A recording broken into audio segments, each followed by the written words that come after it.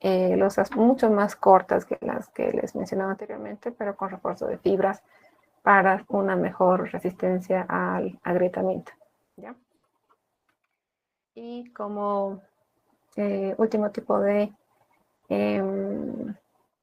pavimento que puede ser diseñado están los de refuerzo continuo, ¿sí? Que en este caso se construyen eh, em, sin juntas de contracción. Como pueden observar, no tiene juntas. Y en este caso, debido al alto contenido de acero que tienen en la dirección longitudinal, estos pavimentos van a desarrollar algunas fisuras transversales en intervalos muy cortos, pero estas fisuras van a ser eh, eh, también eh, van a tener un alto grado de transferencia de carga debido al refuerzo estructural que tiene, ¿ya? Entonces, si bien acá las juntas de contracción no están presentes, sí va a tener una pequeña fisuración, pero el acero va a dar su apoyo en lo que sería la transferencia de cargas para estas fisuras. ¿Listo? Entonces, dentro de lo que serían las características o tipos de pavimentos que se pueden diseñar, son los mismos que tenemos con esto, en este caso, y simplemente para reforzar un poquito la idea que trabajábamos antes. Bueno, dentro de las consideraciones básicas, incluyen en este caso, primero, el grado de transferencia de carga que se tenga con el pavimento considerado dentro de los anteriores esquemas o tipologías de pavimentos que vimos. El efecto y uso de bermas de concreto ligadas al pavimento, ¿sí? En este caso tiene un efecto, eh, podríamos decir, directo con el diseño, ¿sí? El que se tenga o no se tenga las bermas, como vimos incluso en la clase de ayer bajo un ejercicio de Lightstone, es que apoye mucho en el diseño de la losa, ¿sí?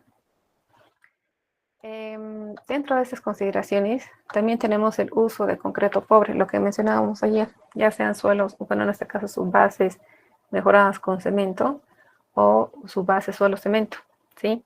Que en este caso, al tener ya un apoyo que sea más rígido, va a dar un soporte adecuado a los vehículos y va a controlar la erosión en la subbase, ¿sí? ¿A qué nos referimos con la erosión de subbase? Este método voy un poquito más adelante. Acá, voy a adelantarme un poquito, ¿sí? Al análisis de erosión. Cuando tenemos este efecto y se acumula agua bajo la losa, lo que sucede es que posteriormente tras el tránsito de las cargas, estas losas pueden, posterior al efecto de lo que sería ya el tránsito de los vehículos, generar un cierto escalonamiento en estos esquemas, ¿sí? En esta parte de las juntas. Acá hay un lavado de lo que serían los pinos, y estos pinos finalmente pueden generar o desencadenar un escalonamiento de las losas, y es bastante común, sobre todo con periodos de lluvia, ¿sí? Entonces tenemos una losa anterior que tiene ya un escalonamiento, y una losa posterior que queda un poco más abajo, ¿sí? Y esto se da sobre todo por la erosión que tiene en la parte inferior y una acumulación de pinos en la parte inferior debido al efecto agua, ¿ya? Entonces, ¿a qué nos referimos con que podemos usar subbases, en este caso mejoradas con cemento, que acá nos va a evitar ese efecto, ¿no? Que los finos puedan darse, bueno, pueden salir de lo que sería el apoyo como tal y que se tenga la erosión en la parte baja, ¿ya? Entonces, ese es uno de los efectos que tiene lo que es este método de diseño, que puede ayudar, en este caso, a reducir lo que sería la erosión de la subbase y por lo tanto va a generar un mejor soporte para los vehículos pesados que circulan sobre las juntas, ¿ya? El otro punto importante de las consideraciones de la PCA son los criterios que manejan, ¿sí? Los criterios básicos sobre los que se trabaja es el efecto de fatiga y el criterio de fatiga y el criterio de erosión.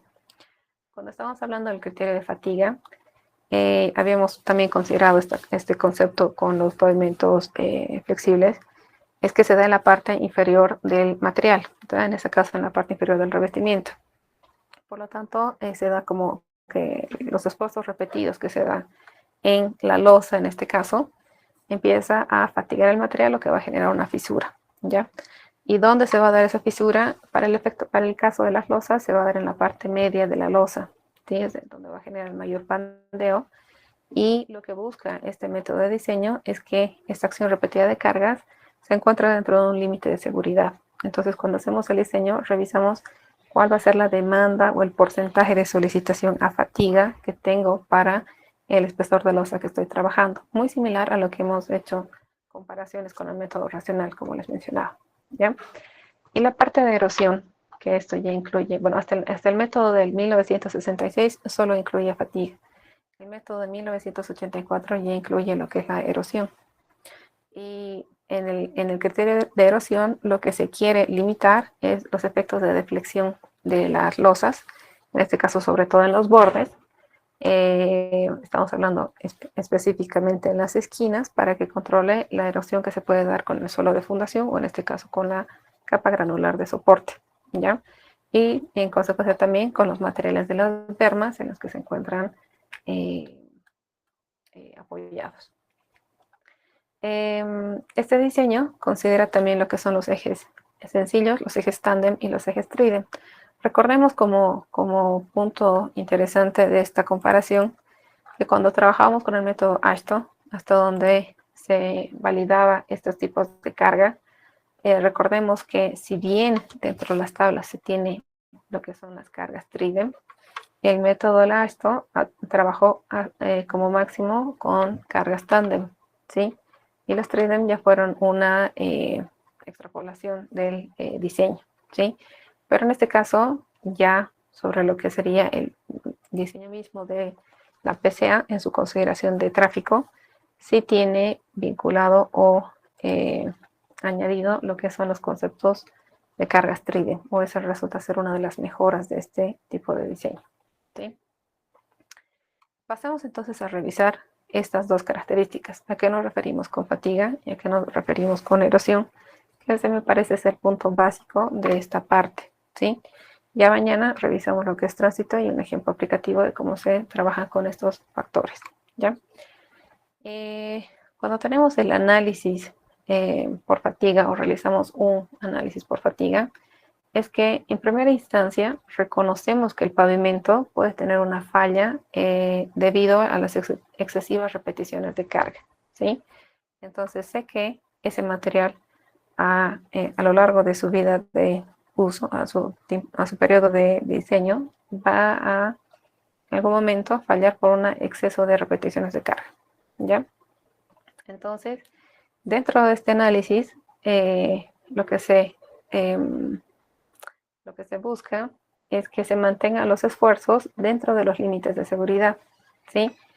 Ya que el paso de las cargas sobre la losa va a producir esfuerzos que se conviertan posteriormente en agrietamientos. Entonces, para estos diseños implemento lo que son factores de seguridad aplicados a lo que sería el acúmulo de cargas excesivas, en este caso dado por las repeticiones de tránsito, ¿sí? Y en este caso, el análisis por fatiga lo que hace es que controla que los pavimentos, sobre todo los pavimentos delgados y para bajo tránsito, el tipo de transferencia de carga de las juntas transversales sea el adecuado, ¿ya? Entonces, como vemos, acá la posición crítica de la carga para lo que serían efectos de tensión y de flexión en lo que sería la losa, estamos hablando de lo que sería la parte central de la losa, y es donde se da el mayor pandeo, por lo tanto, en este caso, los mayores esfuerzos dentro de lo que sería estas características de la losa. Aparte, se supone que en este caso, esta carga máxima se aplica justo en la junta longitudinal, ya que se da la tensión máxima en la losa, ¿sí? Entonces son dos puntos asociados. El primero, que está en mitad de la losa, y ahí genera el máximo esfuerzo. Y dos, está justo, o en este caso la carga máxima, se está apoyando justo sobre la junta longitudinal. Y en ese caso, estamos también haciendo una revisión del tipo de transferencia de carga que tenga con las juntas transversales, ¿ya? Por este motivo, ya sea dentro de lo que sería la junta, en este caso, longitudinal que separa ambos carriles, o en este caso la junta longitudinal que está cerca a lo que sería las bermas, está revisando su punto más crítico en ese punto en específico. ¿Ya? ¿Hasta esta parte alguna duda?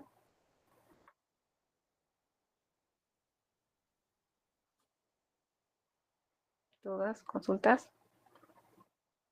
Nuevamente, como resumen de esta parte, como análisis de fatiga, punto crítico, que la carga se encuentra en la mitad de la losa y en este caso apoyado junto a la junta longitudinal, donde va a generar la máxima tensión de la losa. ¿Ya? Entonces, ¿qué va a pasar en ese caso? Cuando la losa, en este caso, esté anclada a lo que sería la berma, se va a generar una reducción de estos esfuerzos críticos. ¿Sí? Por eso es tan importante dentro de este diseño que se considere, en este caso, el efecto, lo que les mencionaba como punto anterior, el efecto de usos de berma de concreto que estén ligadas al pavimento. Esto va a ser importante y va a tener un efecto sobre lo que sería el espesor seleccionado para la losa. ¿Ya? En este caso, lo que sería la resistencia a fatiga es una relación de esfuerzos, ¿sí? Que estamos hablando de los esfuerzos producidos por la carga por eje sobre el módulo de rotura del concreto, ¿ya? Entonces, esta relación ha sido validada dentro de este análisis de curva de fatiga de lo que sería el concreto, y se llegó al siguiente esquema, ¿sí? Tenemos relación de tensiones en relación a lo que serían las aplicaciones de carga hasta la ruptura, ¿ya? Entonces, en este caso, como les decía, el método de la PCA del año 66 llega hasta este rango de repeticiones de carga. Y ya lo que es el método del 1984 genera otra extensión dentro de esta validación en lo que serían las aplicaciones de carga registradas antes de que falle por fatiga. ¿Listo? Y esta extensión se da por la consideración sobre el factor de erosión, que es el siguiente punto que vamos a revisar a continuación. Entonces, ¿qué tenemos en este caso para el análisis de erosión? Tenemos que en esta consideración disponemos que la posición crítica para las deformaciones se da justo en lo que sería, en este caso, el borde de la losa, ¿ya? Entonces, los problemas que se van a generar por tal vez una falta de drenaje, un defecto en las juntas, ¿sí? Que no estén bien selladas, o en este caso, efectos que se den por una sobrecarga de lo que sería el tránsito que está circulando por la vía, es que se va a generar, en este caso, en la esquina, la parte más crítica por el efecto de erosión, ¿sí? Como les mencionaba, y ya había pasado hasta diapositivas punto anterior, en este caso, sobre todo se da por las juntas mal selladas, por efectos de introducción de lo que sería el agua bajo las losas, bajo la losa como tal. Este acúmulo va a generar que a través de la carga haga un lavado de los finos y estos salgan fuera de la losa y posteriormente se tenga lo que sería el escalonamiento, ¿ya? Entonces, va a tener acumulación de finos y una erosión del material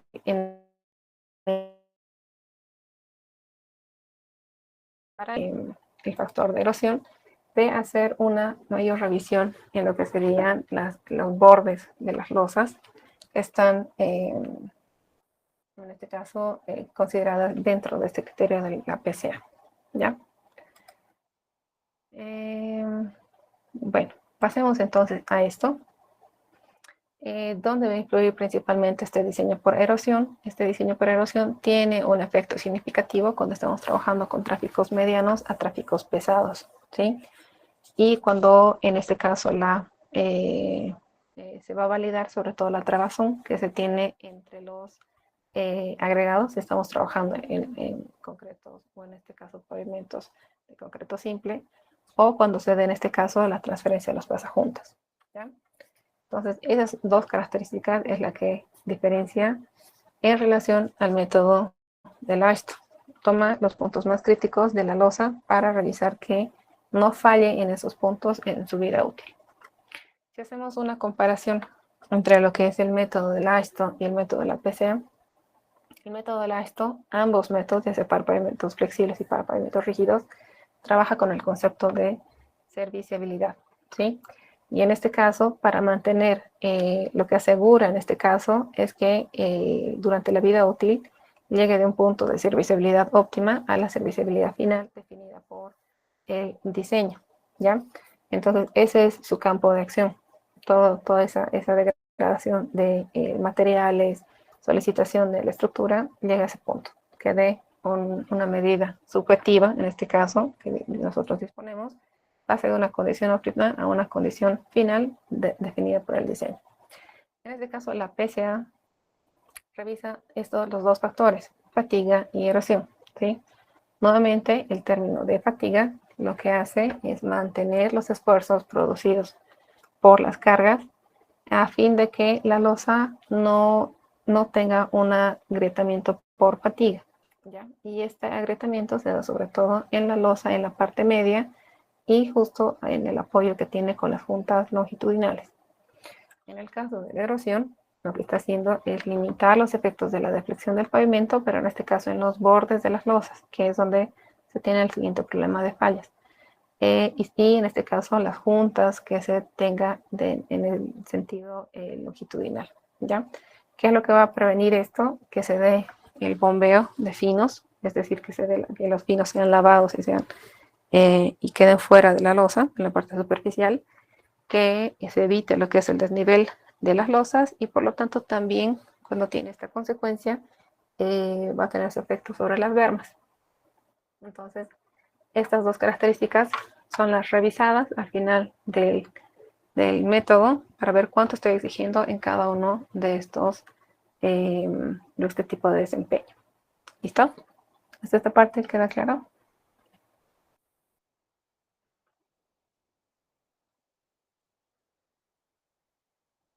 Sí, ¿no? Sí, Inge. Ya. Bueno, pasemos entonces a los otros factores ya involucrados dentro del diseño, ¿ya? ¿Qué es lo que necesitamos como variables de diseño? En este caso, hay unas variables básicas, que de hecho son sobre todo las variables de lo que sería los materiales, y otros procedimientos de diseño que va a incluir la selección del tránsito, los tipos de juntas y los valores de seguridad aplicados al diseño, ¿ya? Pasemos entonces a esta parte de acá. Vamos a tomar en cuenta el texto de Ingeniero Higuera. Les pido por favor para mañana, para que no estén, si estén tan perdidos en la parte de tránsito. He revisado acá la parte de tránsito, me parece que faltan algunos detalles para que se comprenda del todo, pero ya es una base para lo que vamos a revisar mañana, ¿ya? Entonces, para todo, por favor, se va a revisar el capítulo 11. Estamos hablando de la página 283 del buscador del PDF, de su texto. Y en este caso, vamos a pasar sobre todo a estos puntos de acá, ¿ya? Hemos hablado de forma general estas consideraciones básicas. Estos dos criterios que me parece que no están del todo desarrollados acá porque es un texto resumen, ¿sí? En este caso existen otros documentos que les permite la revisión completa del método de la PCA, ¿ya? Pero lo que tenemos como base son estos criterios de fatiga y erosión. Ya dentro de los factores de diseño, cuando una vez que seleccionamos el tipo de pavimento que se va a revisar, tenemos factores asociados, primero con el material, que en este caso necesitamos la resistencia a flexión del concreto. Ya hemos validado, en este caso ya tenían una validación para para este efecto, para lo que es la flexión del concreto con el método anterior. Acá les propone otra ponderación, ¿sí? Un ratito voy a este lado, acá. dentro de la ponderación que tienen acá, hablan, en este caso les da la otra opción, de utilizar una constante que está vinculado para cantos rodados o para materiales triturados, ¿sí? Es otra de las opciones. Como mencionábamos, ustedes lo correctamente, bueno, la acción correcta es que ustedes determinen este valor con lo que es la resistencia a flexión del módulo de rotura sobre vigas, ¿ya? Acá tienen otra relación, que les plantea el texto también, de cómo obtenerlo con base a lo que sería la resistencia a compresión del concreto y un factor si están utilizando cantos rodados o materiales triturados. Recordemos que también se tenía esta otra relación, unos puntos más adelante, esta de acá, ¿sí? Que en este caso les daban una relación directamente vinculada con la resistencia a compresión, pero en este caso vinculados con los coeficientes A y B, ¿sí? Son otros tipos de relaciones. Lo correcto, nuevamente, es que ustedes tengan el valor de laboratorio, ¿sí? Y como observamos, no es un ensayo muy complicado, puede obtenerse y se recomienda sobre todo que se tenga el dato de laboratorio, ¿ya? Estaríamos hablando de eso con este primer término, con lo que es la resistencia a flexión. El siguiente punto que es importante es la resistencia de la subrasante y el conjunto de la subrasante y su base K, que son los, en este caso, el módulo de apoyo, ¿sí? De este módulo de apoyo también revisamos ya las características en lo que sería la AISTO, ¿sí? Y estamos hablando de lo que sería la reacción del módulo K, módulo de Westergaard, que está determinado por la prueba de placa, ¿sí? Que en este caso, como les mencioné, es importante hacerlo ya cuando tengo que realizar la etapa de construcción como tal. Y en el diseño podría basarme con algunos puntos, digamos, que estimen de forma indirecta este valor, ¿ya? Uno de los puntos era obtenerlo por correlaciones con el CBR, también tienen correlaciones con el tipo de suelo de la esto. Y también en este caso les permiten vinculaciones por gráficos, ¿sí? Hay algunos gráficos que trabajan estas dos vinculaciones, ¿sí? O tres vinculaciones CBR, lo que son ensayos de clasificación de suelos y estas vinculaciones con valores de K, ¿ya? También ayer ya habíamos revisado algunas características que trabajamos ya con estos valores directamente de tablas. Estos valores o estas tablas que revisamos en la clase de ayer están asociados al método de la PSA, ¿ya? Entonces, de alguna forma ya hemos derivado en este método porque este método mejora estas características, sobre todo de lo que sería el valor de soporte, ¿ya? Observamos que en la esto tenía otro método paralelo con diagramas para obtener finalmente este valor de soporte. Y la recomendación final es utilizar estas tablas, ya que los resumen y tenemos una vinculación directa, ya una relación directa. Entonces, estas tablitas que ya revisamos en la clase de ayer, en las clases pasadas, están vinculadas con este método, ¿sí? Son productos de este método de la PSA, así que también podemos o vamos a utilizarlo. Ahora, dentro de las recomendaciones que tienen, algunos textos les dan valores vinculados con lo que sería el valor de K de la subrasante directamente. Recordemos que cuando tenemos este tipo de textos, o en este caso valores, tendríamos que revisar los valores asociados de forma indirecta con el CBR y el valor de K. ¿A qué me voy? Teníamos ecuaciones, voy a los puntos anteriores.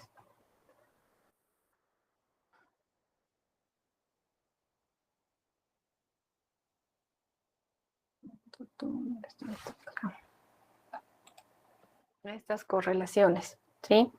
Entonces, si en algunos textos ustedes observan que están directamente asociados los valores de K con la subrasante, pueden utilizar este dato de obtener los valores menores de CBR esta ecuación o mayores a 10% en CBR este dato, y posteriormente ya con ese resultado de K podemos acceder a estas tablas, porque acá tenemos ya los valores en megapascales o en libras sobre pulgada cuadrada. ¿Sí? ¿Se acuerdan qué dato es libra sobre pulgada cuadrada? ¿Qué unidad estamos hablando?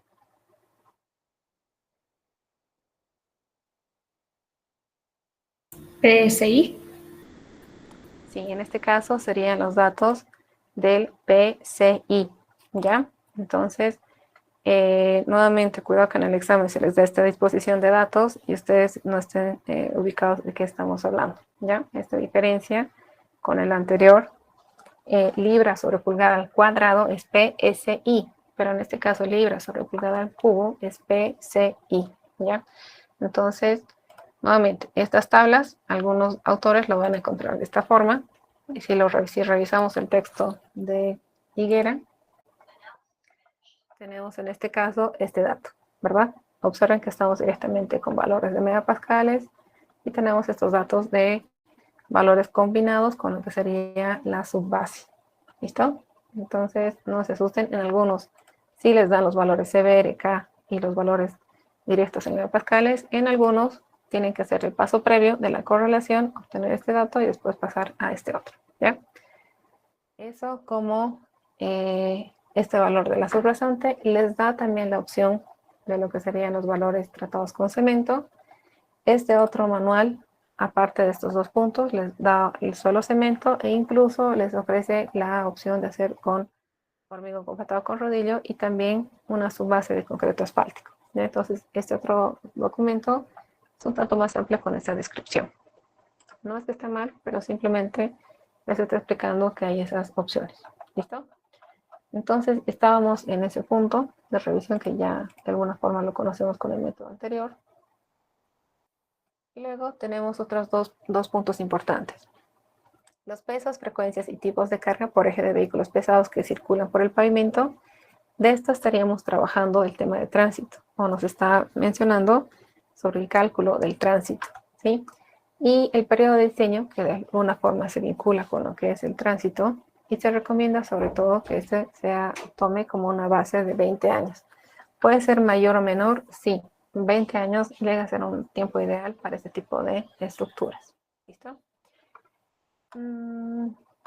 Revisemos entonces otros datos.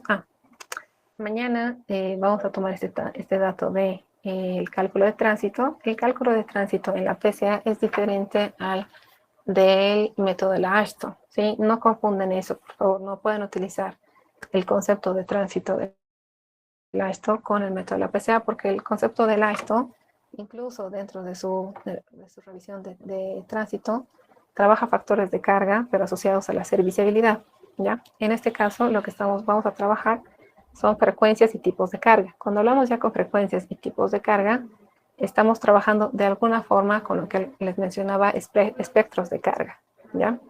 Entonces, ese aspecto vamos a revisarlo mañana, porque es más fácil hacerlo en pizarra y que ustedes vayan observando el paso a paso de cómo se obtiene.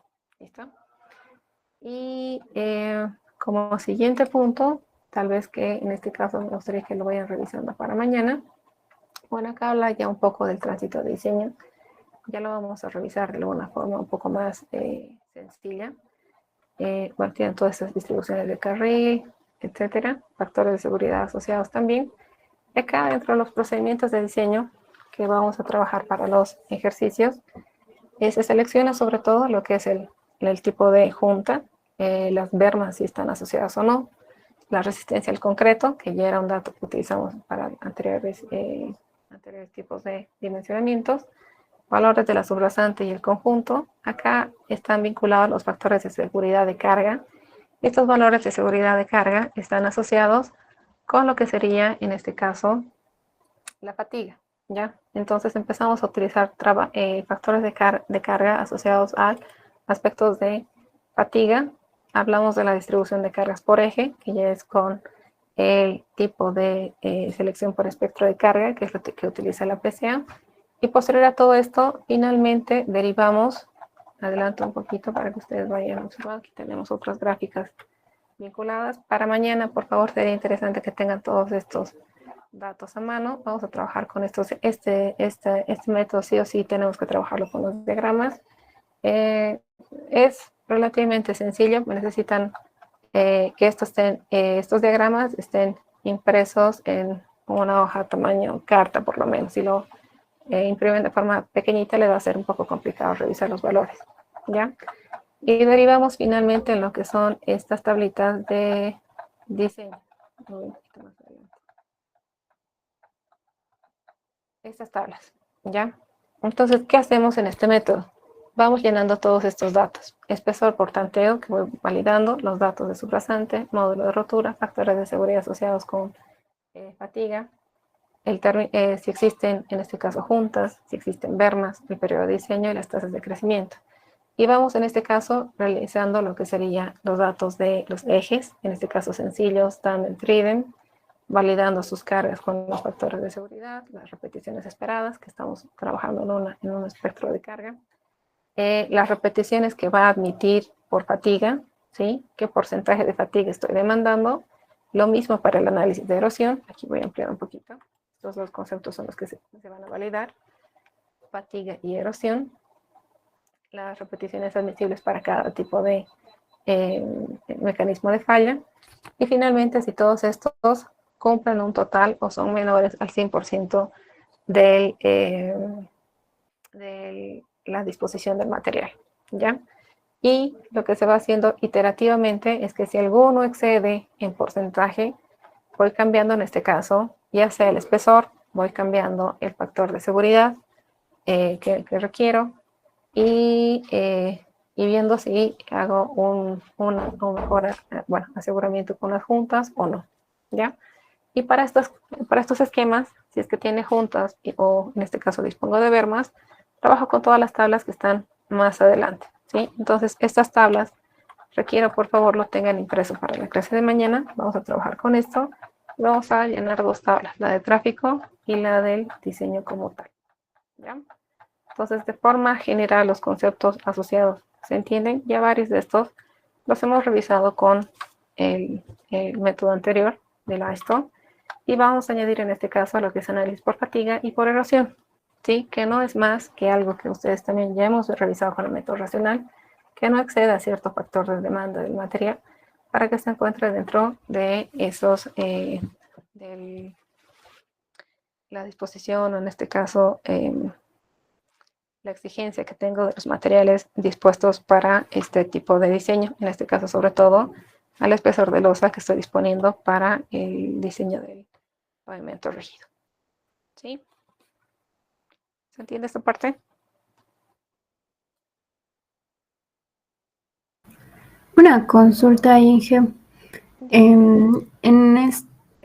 Bueno, en estas validaciones ya no se considera el criterio de falla a una deformación permanente o una falla inferior, digamos, por debajo de la losa, algo así. No, en este caso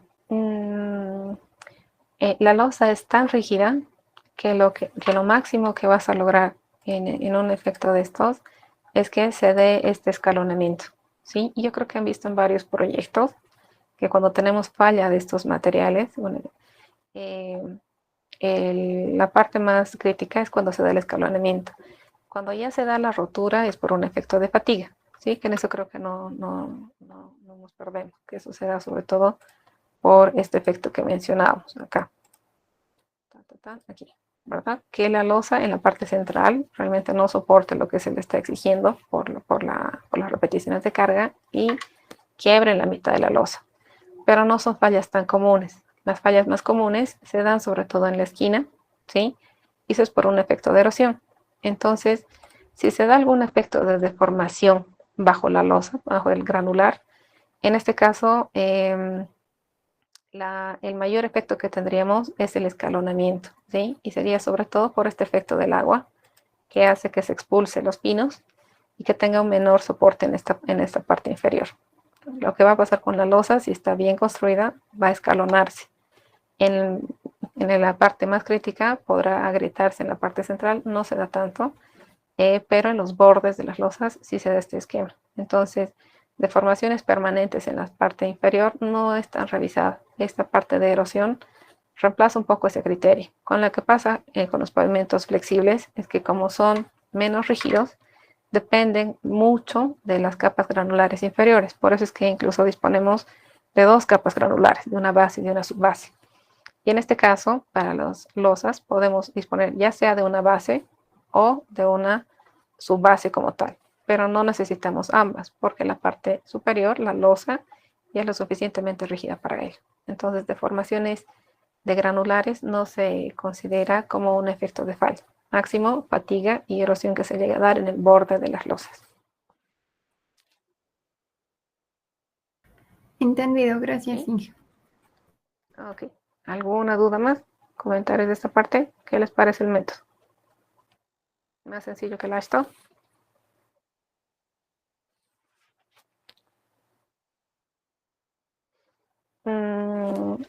Como vieron, lo que necesitamos para mañana, sobre todo son estas, que tengan a mano lo que son estas tablas, ¿sí? Y los diagramas para obtención de estas validaciones.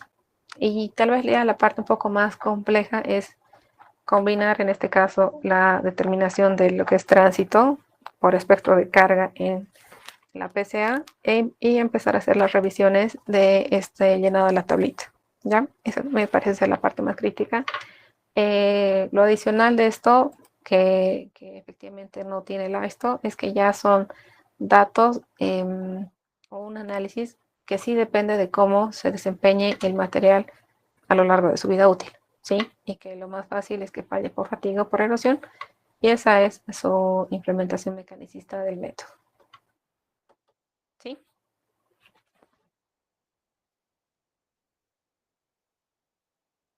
¿Dudas, consultas?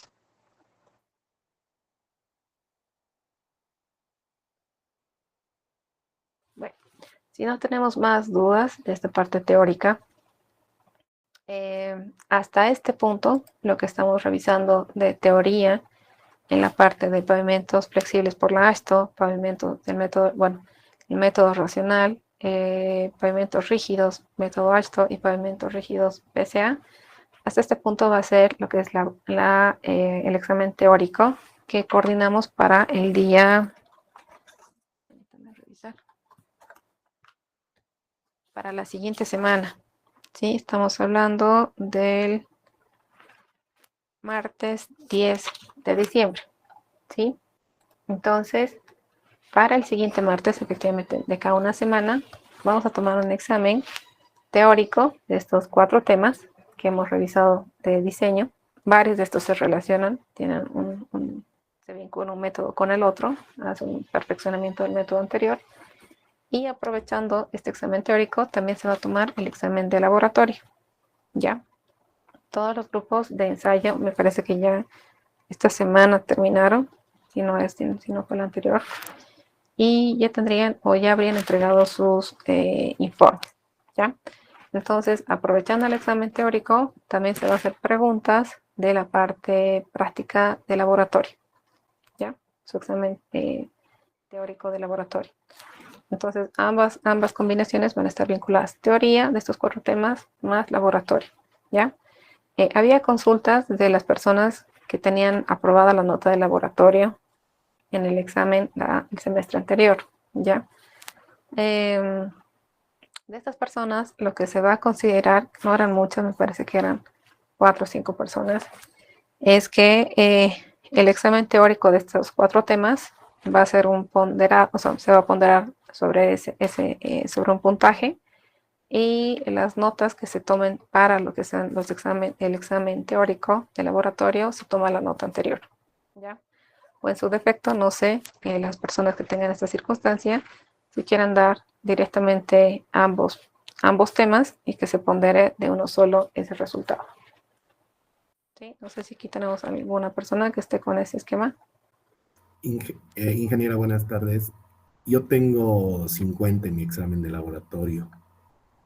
Ya. ¿Tendría que dar de nuevo el examen o podría tomar la opción que nos está dando? yo creo que te conviene dar el examen de laboratorio, porque aparte hemos revisado varios otros temas un poco más detallados de laboratorio que te va a dar respaldo a lo que estás haciendo, ¿ya? Entonces, como sugerencia para las personas que tenían aprobado el laboratorio el semestre anterior, el examen teórico, que vuelvan a darlo, ¿sí? Porque se vincula todo con lo que hemos ido revisando en la parte teórica de estos métodos de dimensionamiento, más lo que tomamos como teoría en la parte inicial de la materia, ¿ya? Está bien, ingeniera. Otra consultita, el examen práctico del segundo parcial. Sí, el examen del segundo parcial está programado para el 17 de diciembre, ¿sí? Para el subsiguiente martes. Entonces, mañana revisaremos todo el tema de este tema de cálculo de tránsito de la PCA más su diseño de estas tablitas. Lunes haríamos otro ejercicio aplicativo. Martes tenemos esta clase virtual. Vamos a aprovechar esta clase virtual para tomar el examen teórico de estos 4 temas más laboratorio. El miércoles estaríamos revisando el miércoles 11, perdón. Estaríamos revisando lo que son tratamientos superficiales, ¿ya? Y en todo caso, si no completamos el tema de tratamientos superficiales, en su proyecto estaba, ¿verdad? Que las bermas lo diseñó con tratamiento superficial.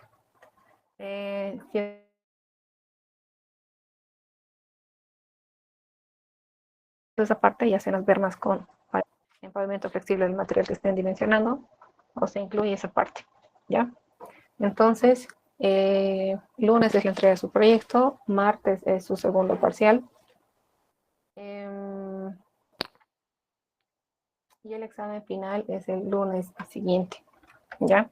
Aparte de la entrega de su proyecto, se les va a definir horarios de defensa del proyecto. Entonces, todas esas notas vinculadas, espero tenerlas hasta fin de esta semana para que el lunes, ya quienes no hayan aprobado todos esos de los parciales, laboratorio y proyecto, den el examen final, ¿sí? Para el segundo parcial vamos a trabajar exclusivamente los temas de pavimentos rígidos por la AESTO y la PCA. Para el examen final incluiría los temas anteriores de flexibles más tratamiento superficial. Sí, ese va a ser el detalle para el examen final. Está bien, ingeniera. Una consultita más. Sobre el proyecto, ¿será posible que nos pueda ayudar o facilitar un plan maestro del proyecto para que, como ya no nos queda mucho tiempo y aparte que el proyecto de aeropuertos a la mayoría se nos cruza, no sé si hubiera la posibilidad de eso? ¿Un plan maestro? ¿Cómo así? Sobre el proyecto donde nos indique datos socioeconómicos y todo eso de la zona. Bueno, en este caso no necesitan ser tan meticulosos en ese aspecto. Se les puso un punteo de detalle para el proyecto.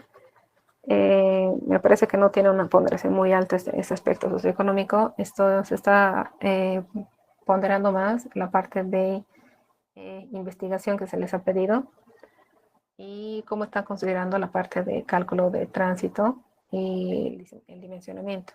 Entonces, como recomendación, es todavía un proyecto de materia, no necesitan tanto énfasis en la parte socioeconómica, pero sí en la parte de metodología de diseño que se les ha solicitado. Está bien, ingeniera, gracias. ¿Alguna duda más que quieran consultar? Inge, entonces el examen teórico va a ser virtual como lo dijo hace un momento, ¿verdad, Inge? Sí, vamos a aprovechar los martes, tenemos clases virtuales. Va a ser un examen virtual, su examen teórico. ¿Sí? Pasa que si les dejo que sea un examen escrito, responden todo menos lo que se les pide. Entonces, tomen en cuenta que va a ser un examen virtual con límite de tiempo a la pregunta a la respuesta. Y en algún caso, si se diera una respuesta errónea, va a eliminar una respuesta correcta. ¿Sí? Entonces, no por ser virtual, va a ser más fácil. Van a tener un tiempo limitado para su resolución. Está bien, Inge, muchas gracias. Ya. Entonces, ¿alguna duda más que tengan de esa parte? Mañana hacemos toda la parte práctica. Les sugiero, por favor, ya den una lectura a toda esta parte del cálculo de tránsito para que mañana ya podamos aplicarlo y tener a mano todos estos cuadros para el cálculo del ejercicio que realicemos en clases. ¿Ya? Bueno, quedamos ahí, por favor. Nos vemos mañana directamente en horario de clases. Inge, una pregunta. En el caso de los que hemos aprobado ya laboratorio para el examen, ¿cuánto se ponderaría a diferencia del teórico que vamos a dar? Voy a ponderar cuántas preguntas se tiene de la parte teórica y de la parte práctica del laboratorio. ¿Ya? Entonces, con base a eso sería el detalle. Pero como les digo, sugiero, son pocas las personas que tienen ese caso, que dan el examen de laboratorio y también que den nuevamente el examen de laboratorio.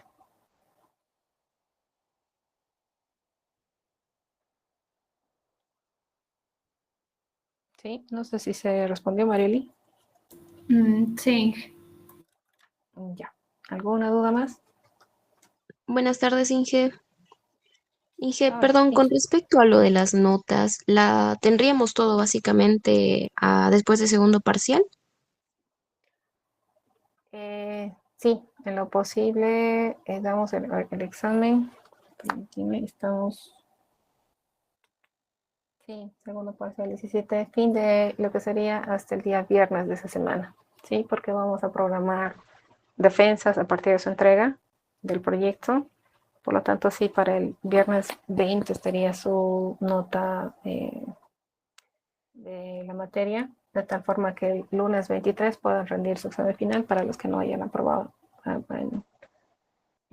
hasta ese término la materia. Está bien, Inge, muchas gracias. Ok. ¿Alguna duda más?